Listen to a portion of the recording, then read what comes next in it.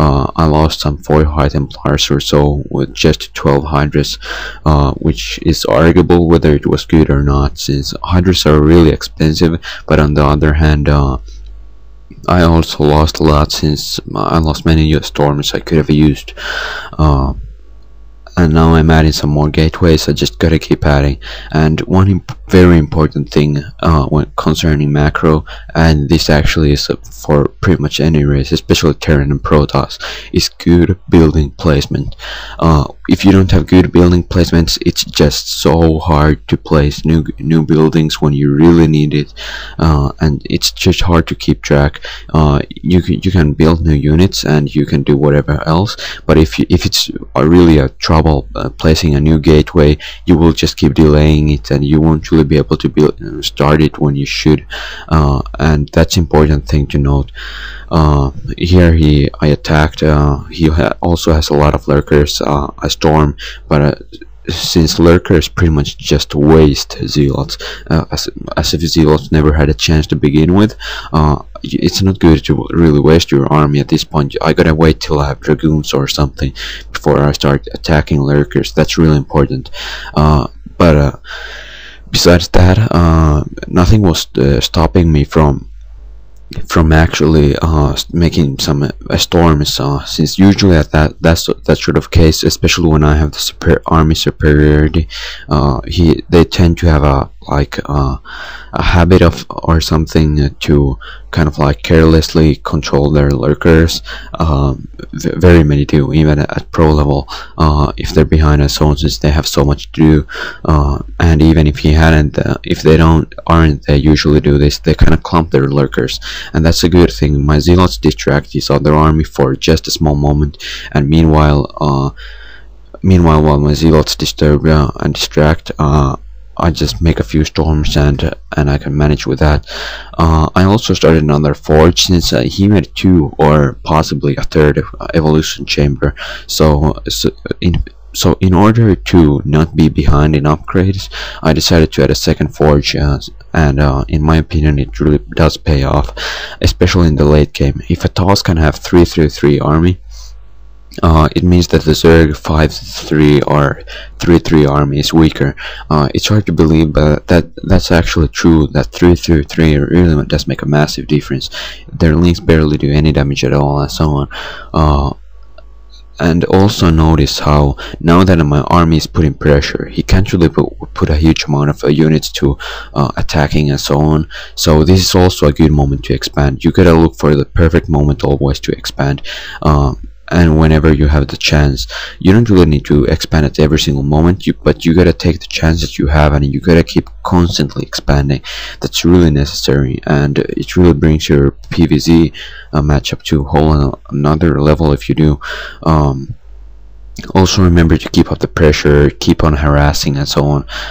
I noticed that he was adding an expansion over there, and meanwhile while my other army is distracting him, I sent a few zealots to his expansion, and I hope that those zealots are able to pick off that hatchery, and that way I'd be able to stop his expansion without putting almost any effort at all. PvZ, more than any other matchup in my opinion, is about tactics and the game mind. I have about I don't know, 120 to 140 APM with my PvZ.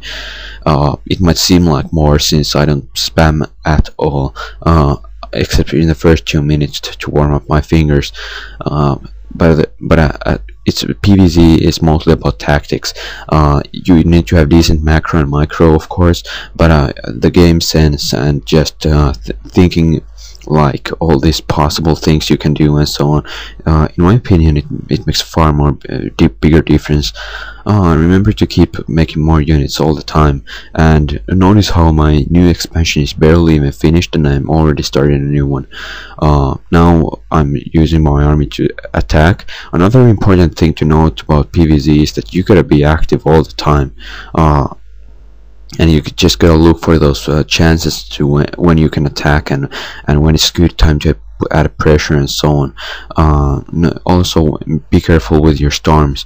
Another important thing when it comes to placing your storms is that trying to place as many as fast as possible, since if you can place like 4 simultaneously or so, he has like very small chance of actually being able to dodge it and manage with it. So it's very good to place a lot of storms at the same time. I know that his scout lane is right over there, but instead of just bringing a new unit, I'm hoping to, so that my cannons can warp in without him really noticing, and that way I'll be able to get the new expansion easier.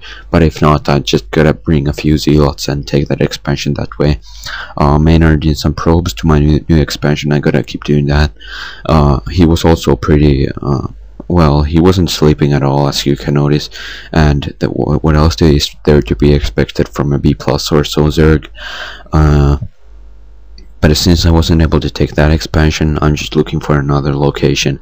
That's not a very profitable location though, since it's very easy for him to sunken up or place lurkers on the cliffs. But I just considered it as the last chance if nothing else goes.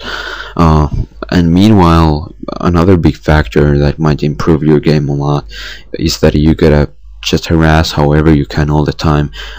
It's very useful to have a storm drop like all the time, running around, getting some extra drones for free and so on. And that really does make a difference, since you can kill his drones, which means that he's gonna be spending his units on drones rather than larvas. Rather than units, so it's gonna make a difference. Plus, he's getting less expensive units and so on. And that means that his army is going to be a lot weaker.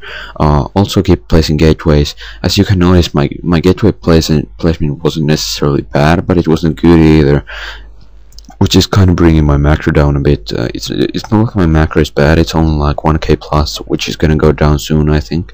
But still, yeah, the building placement is just something that you gotta concentrate on a lot. It doesn't have to be perfect, but it needs to be perfect enough so that it doesn't come up with it against your macro. Keep making units, and pretty much you need dragoons as long as he has lurkers, and since he still has lurkers, I still keep making dragoons. Excuse me. And also you're gonna need some Archons, and also I noticed a new expansion over here, so I gotta take it out as fast as possible. It's very important that you don't just sit around. It doesn't necessarily mean that you need to actually approach his army. That's just wrong. But in PvZ you gotta keep active around the map, and you gotta keep looking for whatever chance you have. Like right over here, I had a chance to taking out his expansion, and even if I lose my army, it doesn't mean that I lose his army without just like that. I can pretty much just I'm usually able to take one of his expansions, and I'm also able